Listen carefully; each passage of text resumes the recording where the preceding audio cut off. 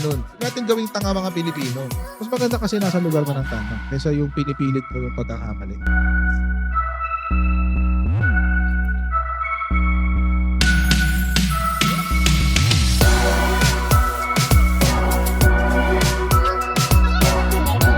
Are they willing to go that far? Hindi nakakalimutan ng Pilipino yan hanggat di nasasagot.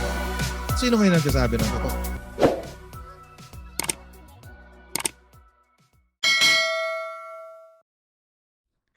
Hello! We're back, everyone! Welcome po sa ating live stream. This is Coach Jared. Welcome to Coach Jared Live!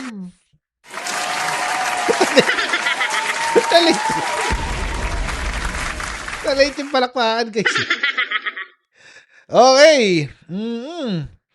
Andito ba yung mga DDS? May DDS ba dito? Wag nyo ako iiwan sa ere itong mga DDS. Kayo naman. Huwag kayong ganyan. Samahan nyo ako dito. Ngayon topic natin si Sarah. Mag-aalisan kayo. Walang ganon, guys. Asan na yung mga DDS? Kayo yung inaabangan ko dito eh. Natawa ako kanina sa live ko. Yung live natin kanina, guys. Natawa ako doon. Bakit? Kasi sa mga hindi inabutan yung live stream kanina. Natawa ako doon sa live stream kanina kasi ang iingay ng mga DDS, sabi nila, si BBM, negative 3, si Sara Duterte, President 2028, blah blah blah, etc. etc. Langya, nung tinanong mo, ano na-accomplish ng Vice President nyo, nanahimik. Nanahimik eh.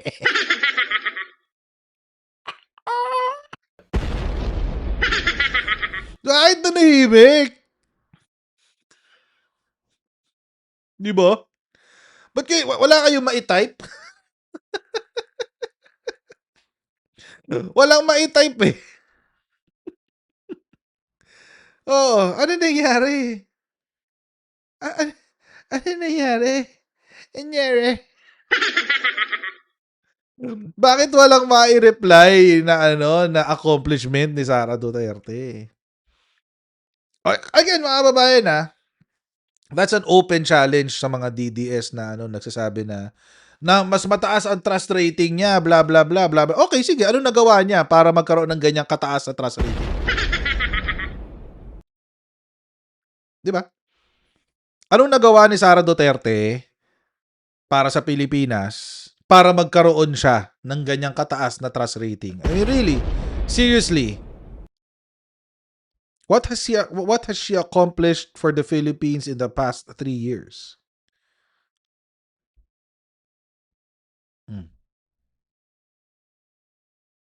Wala. Wala siyang accomplishment. Ano pinagmamalaki niya? Yung mga bag na hanggang ngayon sinasabihan siya ng COA, ayusin niyo yung sistema niyo kasi malabo ang inyong paglalagay ng mga beneficiaries. Nangangamoy Mary Grace Piatos eh. Oo. Anong pagmamalaki nyo? Yung magnegosyo taday? Na hanggang ngayon pinapagalitan ng OVP, ng COA na ayusin nyo yung listahan nyo ng beneficiaries. Yun ba?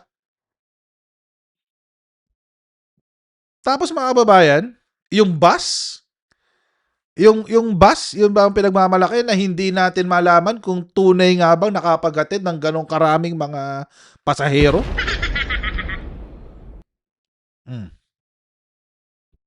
I mean, seriously, ano ba talagang na-accomplish si Sara Duterte?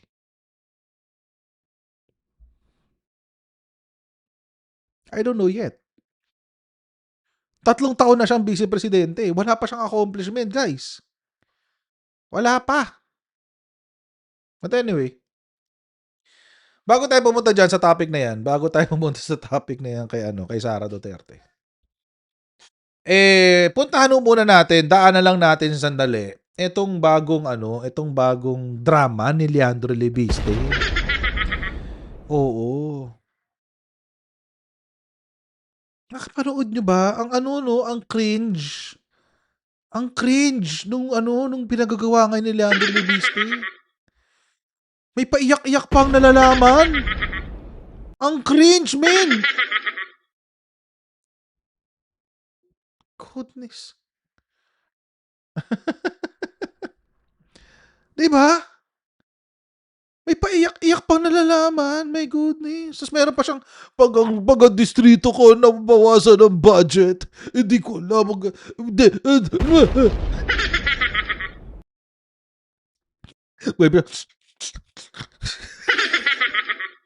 nakatawa ako. Pasensya na, kasi nakakatawa talaga yung drama niya.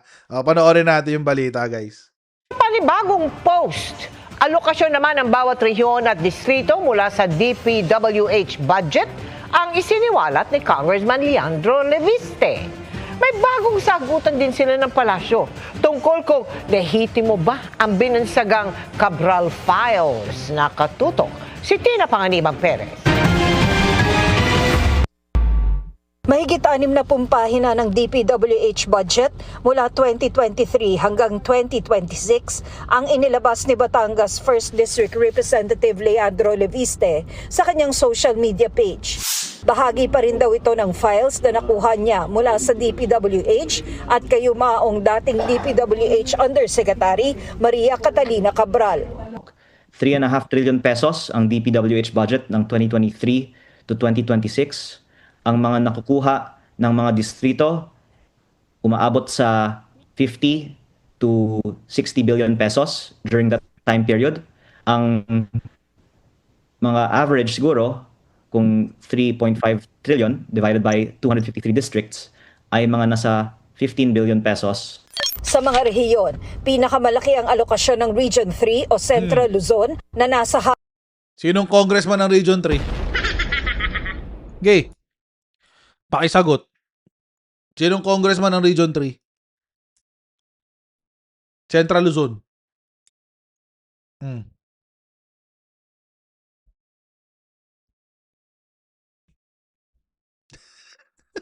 Sina GMA? Actually, isang distrito, oo, kanya. 'Di ba? Pampanga? Kanya. halos 407 billion pesos. Sumusunod ang Region 4A o Calabarzon na may halos 342 billion. Region 5 o Bicol Region na may mahigit 272 billion at NCR na may mahigit 231 billion. Sa mga distrito naman sa NCR, pinakamalaki ang sa Taguig City 1st District na Sino ulit ang sa Taguig? Senador? Sino ulit? Region 5, Barsaga, ano?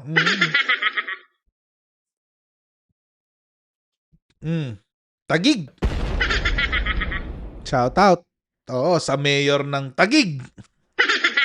Shout out sa asawa ng mayor ng Taguig. umaabot ng halos 18.5 billion pesos. Tigas na mga mukha Pangalawa nyo. ang Quezon City 4th District na may mahigit 14 billion. Habang pangatlo ang Valenzuela City 1st District na may halos 10 billion. Ang hindi public sa mga files na ito, ang Saan? datos kung sino ang nagpro-propose ng mga proyektong ito. Yung in-upload nyo na 2023 to 2026 data, meron din bang irregular doon? Again, yung irregular, bakit hindi ito inilalabas after all these years? Ang taong bayan ay may karapatan na malaman saan napunta yung 3.5 trillion pesos. I think Yan it's highly irregular that the Pinutol yung drama. DPWH cannot explain why there are some districts that have 5 to 10 times the budget per capita of other districts, and why there is a correlation na nagkakataon yung distrito na may malaking budget ay distrito na maraming mga kontraktor. That in itself Bobo ka talaga, no? Ilibiste. Ang bobo mo. Ano yung correlation ng distrito na may malaking budget at sila ay may maraming contractor? Kasi nga, nandoon yung malaking budget. Hindi naman irregular yung magkaroon ng malaking budget at maraming contractor eh.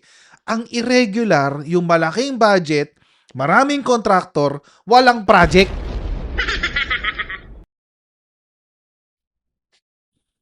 Hindi irregular yun.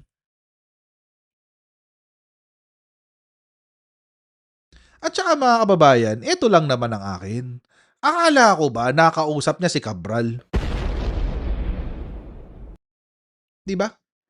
Siya yung nagkiklaim nun eh. Mm. Siya yung nagkiklaim nun, mga kababayan. Si Promil Kid. Pasensya na sa Promil, nakakaladkad ang pangalan nyo dito. Ito kasing kinuha nyo, nung lumaki, ganito na siya. sabi kasi ni Promil Kid, nag-usap daw sila ni Cabral. Nag-usap. Okay. So kung nag-usap kayo, hindi ba niya ipinaliwanag sa'yo kung paano nagagawa yung allocables at non-allocables?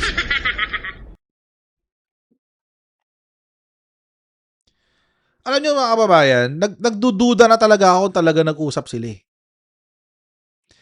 Kasi mga kababayan, ito kasi yung kwento niya. Ang kwento kasi nito ni Leviste, kaya daw niya kinausap si Cabral nung June. Take note ha, June.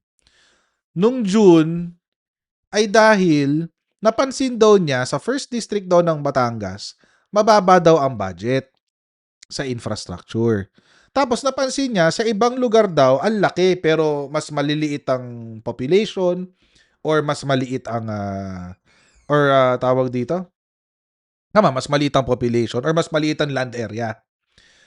Pumunta raw siya kay Cabral para kausapin tungkol doon sa kung paano kino-compute yung allocable at non-allocable. Mga kababayan, hindi ba niya naisip tanungin si Yusek Cabral kung paano niya kino-compute?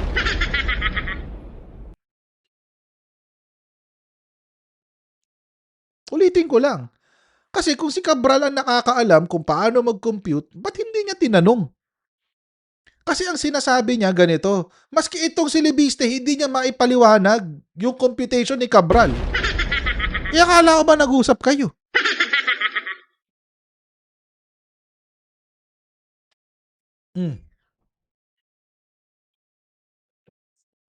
Binida niya kasi mga kababayan eh.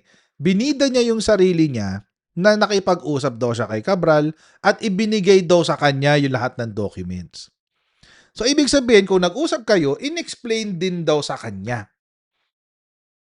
In-explain din sa kanya. That's what, yun yung iisipin ng karamihan eh. Yun ang iisipin natin mga hampas lupa. Ipinaniwanag kay Leandro Leviste kung paano siya nagko-compute. Pero maski si Leandro Leviste, sinabi niya sa isang interview, hindi rin daw niya naiintindihan. So wait, anong pinag-usapan niyo?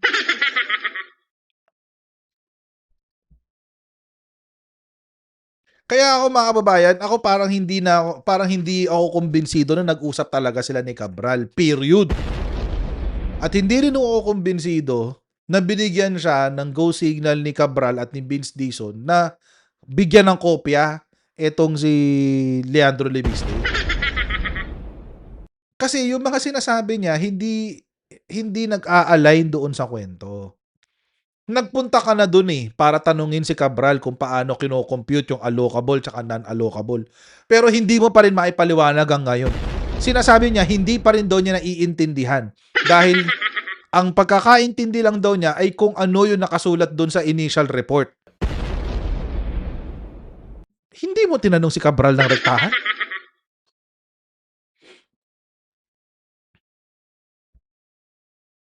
Magaling lang mag-English tong batang to guys. Pero malay ba natin kung yung listahan na yan kinopya lang niya doon sa PCIJ report. Naalala niyo yung pinakita ko sa inyo kahapon na PCIJ? Malay ba natin kung kinopya lang niya yan doon? Kung pinlagerize lang niya yung PCIJ report, malay ba natin? Nakipag-usap ka kay Yusek Cabral, hindi mo inintindi, hindi mo inalam, hindi mo siya inusisa kung paano kino-compute yung allocable. Anong pinag-usapan nyo? Or ganun siya katanga? Ganun siya kabobo? Kala ko ba pro-meal kid? in my opinion, is highly irregular. Sabi ni Leviste, dapat maimbestigahan ng ICI, Ombudsman at Anti-Money Laundering Council kung may koneksyon ang mga nagsulong sa mga proyekto sa mga contractor. Nauna nang sinabi ni Leviste na hawak na niya ang files ng DPWH at ni Cabral pero hindi raw niya isinapubliko agad. Marami pong nagtatanong sa akin, bakit ko hindi ito isinapubliko nung September pa? Kasi sabi ni Sec Vince sa akin na isa sa publiko niya.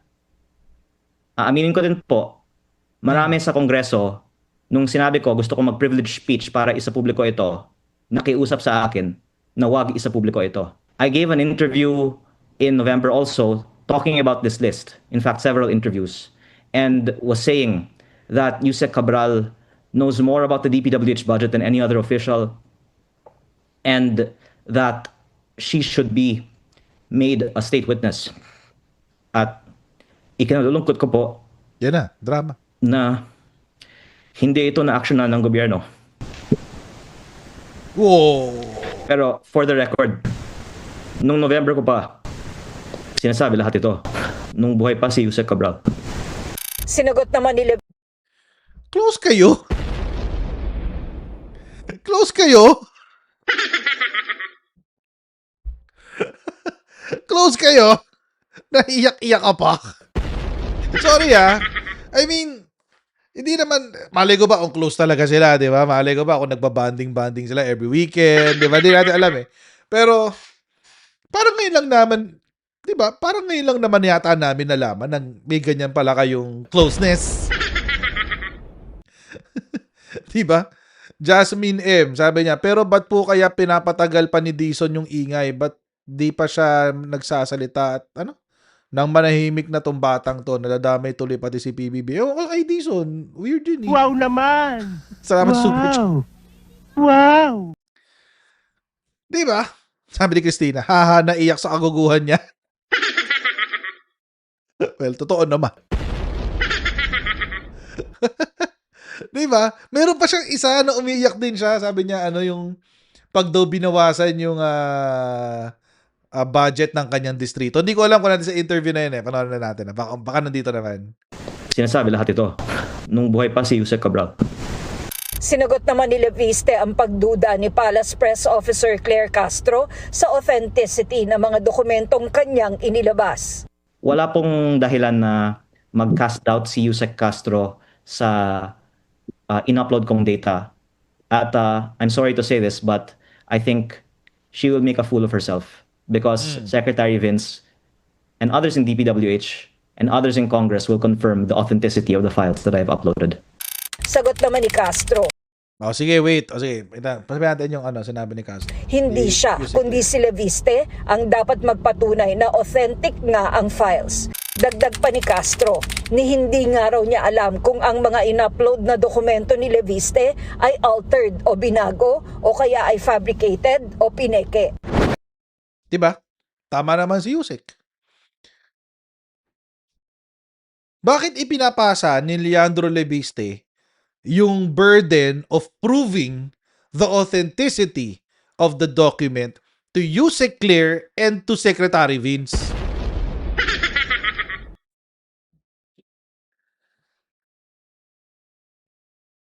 Hindi ba? Bakit ibang tao ang dapat magpatunay ng kalokohan mo?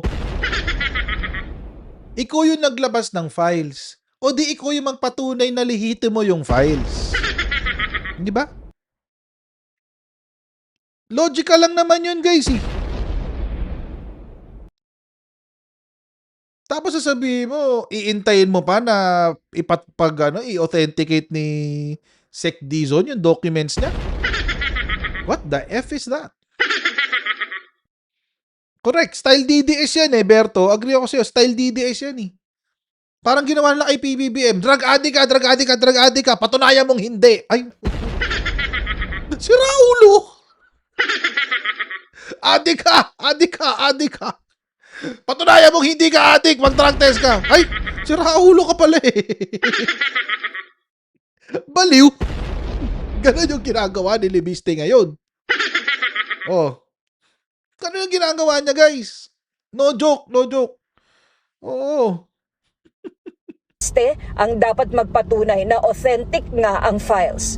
Dagdag pa ni Castro, ni hindi nga raw niya alam kung ang mga in-upload na dokumento ni Leviste ay altered o binago o kaya ay fabricated o pineke. Si Senate President Pro Tempore Panfilo Lacson naman nanawagan para sa interagency investigation sa koneksyon umano ng ilang cabinet official sa bilyong-bilyong insertions ng infrastructure projects sa DPWH.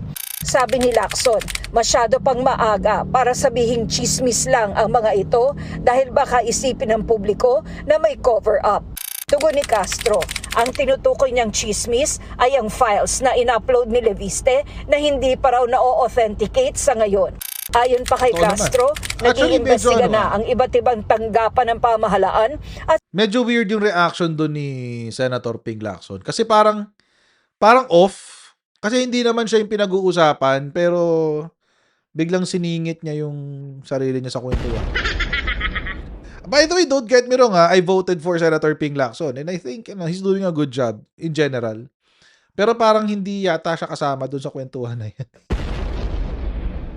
Kasi hindi naman yun ang pinag-uusapan.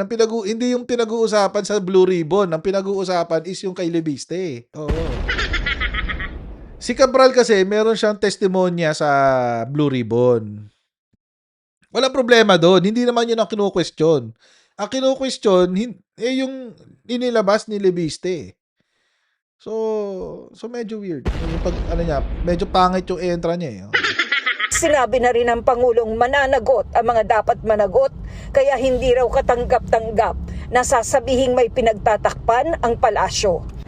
Sinisika pa namin makuna ng pahayag si DPWH Secretary Dizon. Para sa GMA Integrated News, Tina Panganiban Perez, nakatutok 24. Hinahanap ko yung video ni pwede pa send sa sa GC, mga mods. Mga moderators, pwede pa send sa GC natin. Yung yung umiiyak si Leviste na ang sabi niya bina-blackmail daw siya ng DPWH na babawasan daw yung budget niya. So, umiiyak din siya. Umiiyak din siya, guys. Nagulat ako. Sabi ko, ba't siya umiiyak? Pero alam nyo, mga kababayan, ito no joke to no joke. I think the reason kung bakit nag-iingay si Leviste ngayon is that, and this is just my personal opinion. This is my personal opinion. Personally, I think kaya nag-iingay itong si Leandro Leviste ngayon ay dahil kailangan niyang palitan yung nanay niya sa 2028. Oo. Kasi yung nanay niya is matatapos na yung first term ng nanay niya sa 2028. Ito, sinend ni Nelson, Kuya Nelson. Wait, ito ba yun? Naku Wait. Ito nga. Wait lang bago ko sabihin yung bago ko ituloy yung yung sinasabi ko. Pakita ko lang dito sa inyo kasi wait. Ito. Wait lang Ayan. Ay, walang volume. Okay. Epektuhan ang budget ng distrito ko Ayan dahil sa ginagawa ko ngayon. I'm surprised that she hasn't talked to Sec Vince based on her statements because Yusek Claire Castro will make a fool of herself because Secretary Vince and many others will confirm the authenticity of the files that I've uploaded. In the same breath of talking about my allegations against the new leadership in the DPWH, I was being offered extra budget. Noong October 16, nag-press briefing ako tungkol sa mga contractor appointees ng DPWH na ako ay nagpapasalamat. A few weeks ago, inamin ni Secretary Vince Dizon at ng DPWH na tama ako dalawa ng mga appointees ng bagong liderato ng DPWH ay mismong contractor ng DPWH. At yung isa na nagpasok sa kanila na nag-resign una na si Yusek Ari Perez ay konektado. Pwede ba akong Ay, sorry. kay Congressman Edwin Garjola at sinubukang Pangit to. Gusto ko yung umiiyak na siya. Haba na Okay. ito. can you read the other part of my statement? Wait, ito na sa umpisa. Ayaw ko naman na maapektuhan ang budget ng distrito ko dahil sa ginagawa ko ngayon. I'm surprised that she hasn't. Ayoko naman. Ba't kumukurap? Bakit puro kurap? Wait. Bakit puro kurap? Bakit ganun? Bakit? Tignan nyo nga. Ulitin ko. Ayan. Ayan. Ayaw ko naman na maapektuhan ang budget ng distrito ko dahil sa Bakit puro kurap? Wag- Ay, ba't kumukurap? Parang lumuha. Ano naman, di bakla ako naluha eh. Pinipiga yung mata.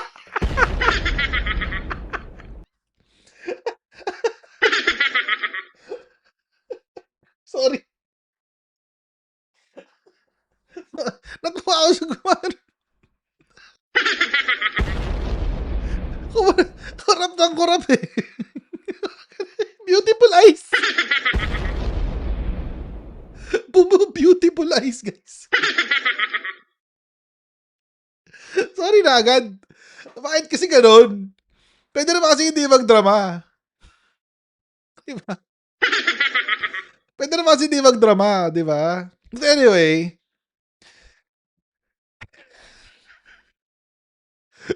pag yung distrito ko, yung distrito ko,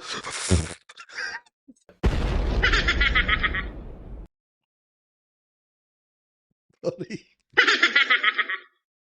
Ay, naku. Mag-star circle ka, boy!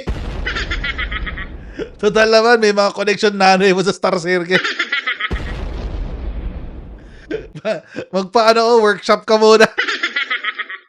ABS natin si ano, di ba? Si Loren Legarda. ABS yun dati, di ba? Or GMA. I forget.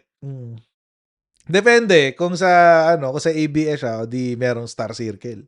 Kapag sa kapag sa GMA edi yung hindi naman sa circle something something. Basta gano'n. ABS o di Star Magic. Star Circle pala. Sa GMA Sparkle, ayan Sparkle din sa GMA. Mag-workshop ka muna, boy. Hindi pa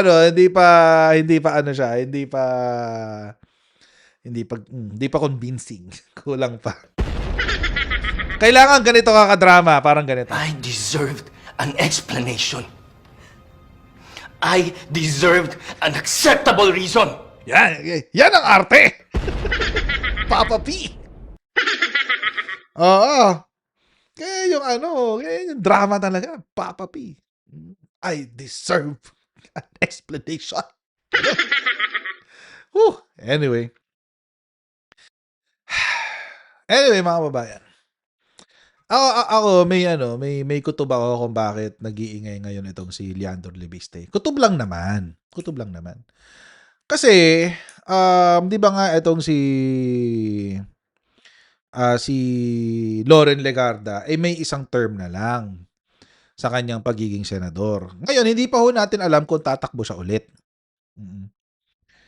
Kasi kaka-re-elect lang sa kanya eh. Last time, she was a governor yata of Antique or congressman of Antique, if I'm not mistaken.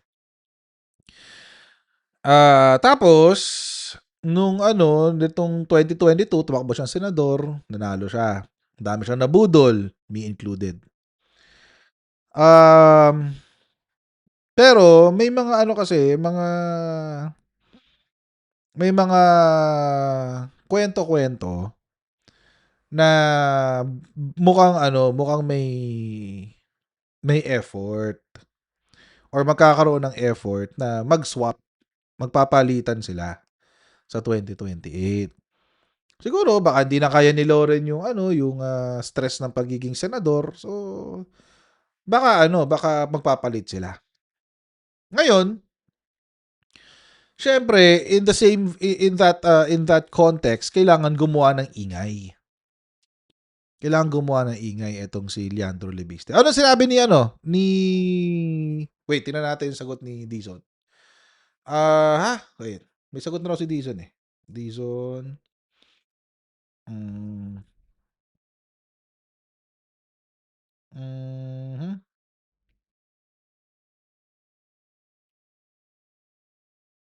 Ano ba? Ano sabi ni Dizon? Parang wala pa. Ayun, yun. Ito. Naku, mukhang si Lebiste ang napahiya. Oo. Mukhang si Lebiste ang napahiya, mga kababayan. Oo. Si Lebiste ang napahiya, mga kababayan. Ayan. Dizon, I have not authenticated the so-called Cabral files. Ay! Patay tayo dyan.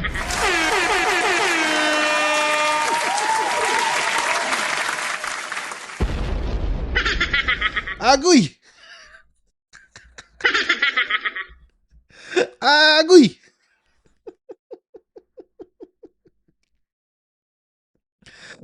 Ay, Leandro, paano ka? Paano ka na niyan? Buti may nag-mention sa live stream, no? Buti may nagsabi. Mukhang mapapahaba itong live stream na to, ha? Wala pa tayo dun sa main topic natin. Nandito pa lang tayo kay Lebiste. Wala pa tayo sa kalahati, guys, kay Lebiste. Okay. Dami kasing drama ni Lebiste. Anyway. Yan. Wala daw siyang ino-authenticate, guys. Paano ka? Iiyak ka ulit bukas? Ano sabihin ni Lebiste? Vince Dizon. Vince Dizon lied to me. Ay, kung napapanood to ni Congressman Lebiste, pwede mo, practicein mo tong linya na to. I deserved an explanation. I deserved an acceptable reason. Ayan. Pagpracticean mo na yan. Sec Beans, I deserve an explanation. I deserve an acceptable reason. Ganon, Sec Beans. Kay Congressman Lebiste. Oo. Practicein mo na ngayong gabi pala. Para bukas. Tapos, yan, correct. Man at Mike, kailangan may beautiful eyes. Mga ganun, no? Para may sakit sa mata. Di ba? Ay, naku. Anyway, ito na nga. Moving forward. So, mukhang may ambition tong si Lebiste na mag-senador one of these days. And I think, mga kababayan, hindi lang naman siya ang may ambition yan. I would say, pati yung nanay niya. Kasi, rumors has spread. Rumors lang naman. Hindi naman ito confirmed. Pero may mga chismis kasi, mga kababayan, na apparently, sabihin ko ba? Nabasa ko lang kasi. Oo, nabasa ko kasi sa ibang tao. Na ang reason kung bakit biglang pumasok sa politika etong si Leandro Lebiste ay dahil meron siyang failure. Ito. Meron siyang failure. The failure is this. Siya kasi ang may-ari ng Solar Philippines noon. Itinatag tong Solar Philippines noong 2019. In fact, one of the persons who started this is si Rodrigo Duterte. binigyan niya ng 25-year franchise ang Leandro Leviste para mag-umpisa ng solar farms. Oo. Yan. Solar farms. So, siya. Yan, yan siya. Yan si Leandro. Di ba? Yan. Okay. Ngayon, ito ho ay trabaho ng kanyang nanay. Oo. Tinrabaho ito ng kanyang nanay. Itong solar farm. Siyempre, politika, inilakad niya kay Digong yan. Kaya nga hanggang ngayon, Duterte sila dahil maraming pera ang pinasok ang Duterte sa kanila. Oo. Approximately, mga kababayan, if I'm not mistaken, meron din kasing isang balita sa PNA na nag-earmark daw si Rodrigo Duterte ng 41 billion pesos para sa pagso-solar ng irrigation systems. Wait lang Pero hindi ko confirm kung kay Leviste napunta. Wait. Kukunin ko lang yung article. 41 billion.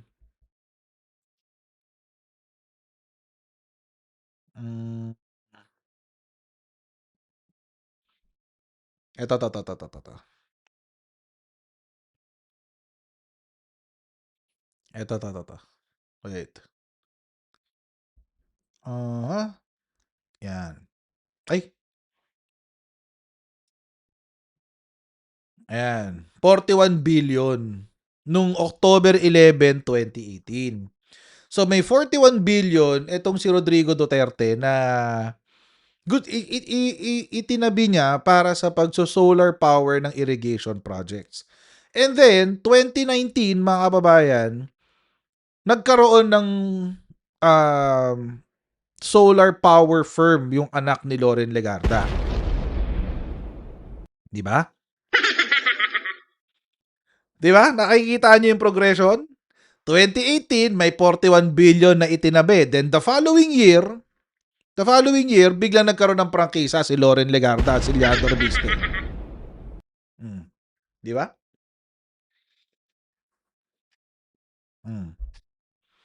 No, hindi ito sa solar farm. This is only for irrigation projects. Tito Haru. Irrigation projects lang to. Oo. Ngayon, mga kababayan, ano nangyari dito sa solar power project ni Leandro Leviste? By the way, hindi ko alam kung konektado to Basta ito lang yung timeline. Meron 2018, nag-commit si Digong ng 41 billion and then the following year, biglang may negosyo si Leandro Leviste at si Loren Legarda na related sa solar power. Okay. So, hindi natin alam kung paano nagkaroon ng transaksyonan dyan or if there is a connection. It's just the timeline. Okay. Ngayon, mga kababayan, fast forward, so 2019, 2020, 2021, 2022, 2023, 2024. Fast forward 5 years. Ikinancel ang kontrata ni Solar Philippines. Bakit? Si Solar Philippines, ang may-ari niyan si Leandro Leviste. Ayan Kinancel ang 21 na projects noong 2024. Bakit? Kasi sana yun? Because they failed to carry out its energy commitments. Apparently, ang project daw ay dapat magbibigay ng 10,000 megawatts pero ang nai-deliver lang ay 174 megawatts. So ito yun. Nag-fail si Promil Kid Leandro Leviste sa kanyang sariling negosyo.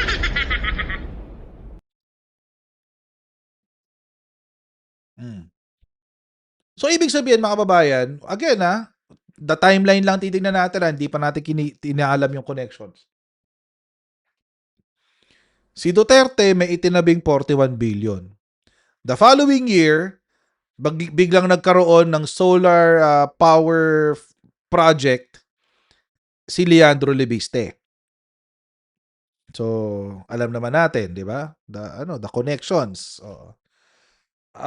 At alam natin na close si Loren Legarda at si Sara Duterte. Hindi natin alam na ganito pala ka-close. But anyway, it's just an insinuation. Oo. Hindi pa substantiated 'yan. Ngayon, mga babayan, after 5 years, yung negosyo na yon na pinondohan ng 41 billion, allegedly, ay nalugi. 21 contracts ang ikinakancel. Nung kinancel, ano nangyari? Itong Leandro Leviste, biglang tumakbong congressman ng 1st District ng Batangas. Alam na. Alam na. Nung naging congressman, sinigurado muna na congressman siya eh. Nung naging congressman, June of 2025, binenta ang kanyang shares, so ibig sabihin, hindi na siya may-ari, ibinenta niya sa Meralco sa halagang 34 billion pesos.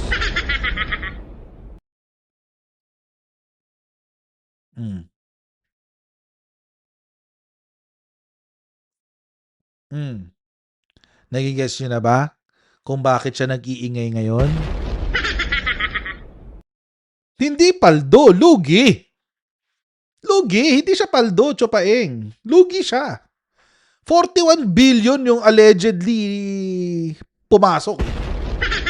Tapos 34 billion yung benta niya. Di lugi siya.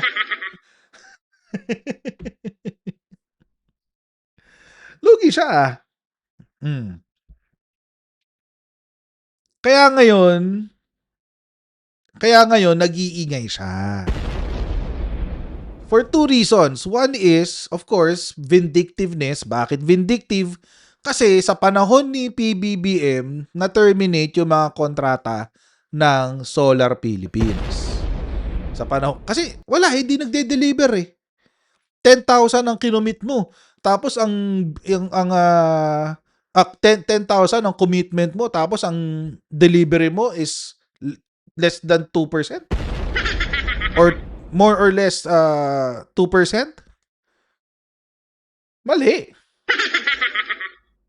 'Di ba? May mali. Again, mga babae, na hindi tayo sigurado kung 41 billion talaga yung pumasok sa solar power firm ni Leandro Leviste. Hindi tayo sure. We're just making the connection kasi the timing is very convenient. Diba? The timing is very convenient. October 11, 2018, nagtabi ng 41 billion. The following year, August 1, 2019, less than a year later, biglang merong power firm. Si Loren Legarda at si Leandro Leviste. Diba? Sabi ni Yojo, the timing is very timely. Correct. The timing is very timely. Oo. The timing is timing. Timing. So one reason is being vindictive dahil kinancel yung contracts niya during the time na Marcos administration. The next thing that we can glean from this is fallback niya after 3 years, ang fallback niya is politics. Di ba? So, baka hinahanda na siya ni Loren for a Senate run in the future. We don't know. Baka hinahanda siya sa Senate run. Kaya ngayon siya nag-iingay. Tama si Yuse Claire. Oo, nagbibida-bida. Kaya siya ngayon nagbibida-bida. Pabida. Kaya nagpapabida siya ngayon, mga kababayan. Para yung investment eh hindi sayang. I mean, imagine mga kababayan, umiiyak ka sa taong hindi mo kilala. I mean, I can sympathize. I can sympathize with the family of Yusek Cabral. Kawawa naman yung pamilya, nawala ng nanay, nawala ng asawa. 'Di ba? But to the point na iiyakan ko, parang hindi ko yata kayang gawin yun. 'Di ba? So, personally mga kababayan, if I was Leandro Leviste at lalong ngayon na dinisown, itinanggi ni Secretary Dizon yung kanyang koneksyon dito sa Cabral files. Eh mukhang dapat medyo huminay-hinay ka na. Huminay-hinay ka na. Okay, so mga kababayan, dito lang po muna tayo sa ating live stream. Please don't forget to like, share, and subscribe, and I'll see you in our next live stream, guys. Bye everyone. See you tomorrow. Bye.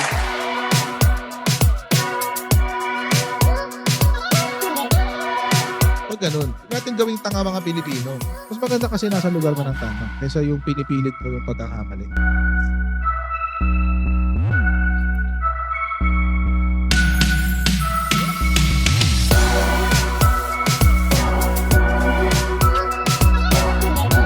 Are they willing to go that far? Hindi nakakalimutan ng Pilipino yan hanggat di nasasagot. Sino ngayon nagsasabi ng totoo?